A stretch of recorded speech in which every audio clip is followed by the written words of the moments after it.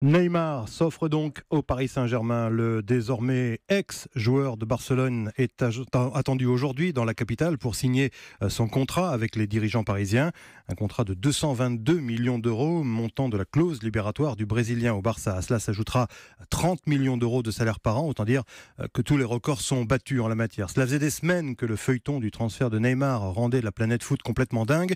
Et celui qui avait révélé le premier les contacts entre le Paris Saint-Germain et le joueur, c'est un journaliste brésilien basé à Barcelone. Charles Carrasco l'a rencontré et il nous raconte les dessous de ce transfert. 2 fois par jour, Marcelo Bechler se poste aux abords du Camp Nou, son bureau quasi permanent pour informer ses téléspectateurs brésiliens.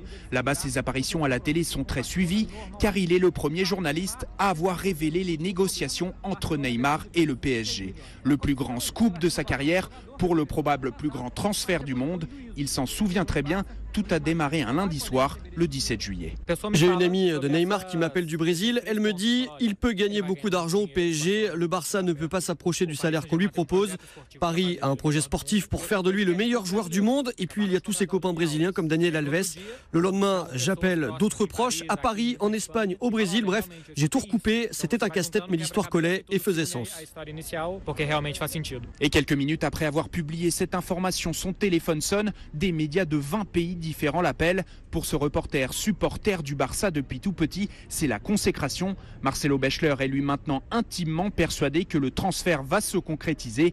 Ironie du destin, il vit dans un appartement situé dans la rue de Paris, à l'endroit même où est sorti de terre le premier stade du club catalan. À Barcelone, en Espagne, Charles Carrasco, Europe 1. Alors si